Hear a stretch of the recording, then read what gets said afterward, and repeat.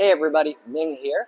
Today we're at Sky Club and we're going to go over the Smith machine as a whole and the many exercises you can do upon a Smith machine. I'm only going to cover about three that you can just do from this position, but if you have a bench, you can bench press. If you got a little bit of elevation, you can deadlift maybe. I'm a little too short for those, to be honest, so I probably will be deadlifting for barbell.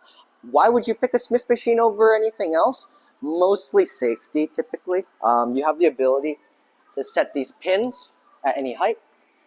You got these hooks here to catch you at any time, and you don't have to worry about the bar actually falling off and hitting some people.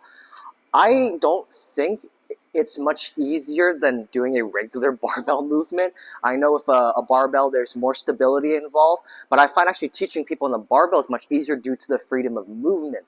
The Smith machine can be used as a teaching tool though. I think that is more on the coach and the trainer's decision, and honestly the client too. Some clients just don't like the Smith machine. Some only have access to it. So you got to make it work, especially as a trainer who goes to different condos. We may not have access to a barbell. So I found myself using the Smith machine more, though it ain't not my favorite tool.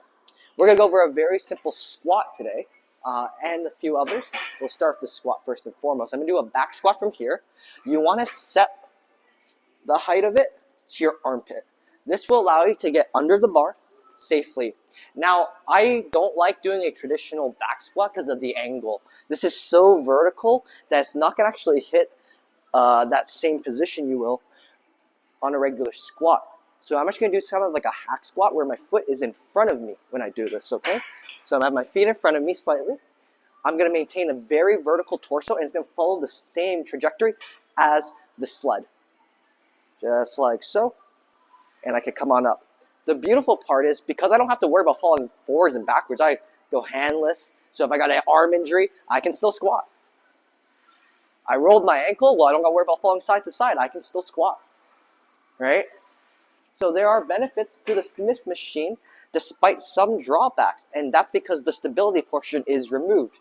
Now, you're not going to be training your stability, but if you're really injured and you still want to load your quads or your glutes, which are healthy still, this is a great tool to do it.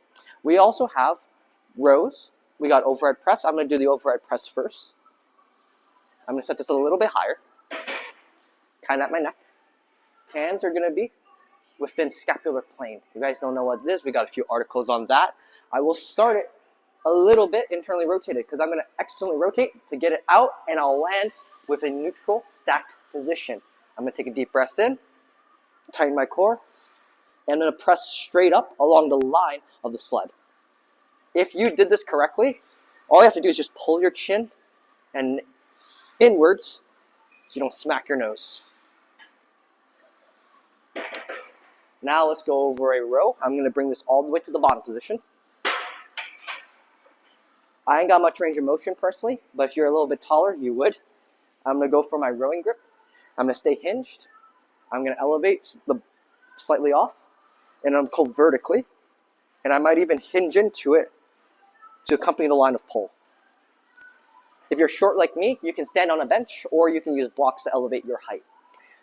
Otherwise, you got many, many tools to do from here. You can do even your calisthenics if you don't got a pull-up bar. All right, we can bring it up here, and I can do pull-ups. A very useful tool. It just takes a little bit of creativity and some practice. Thank you. We'll see you next time.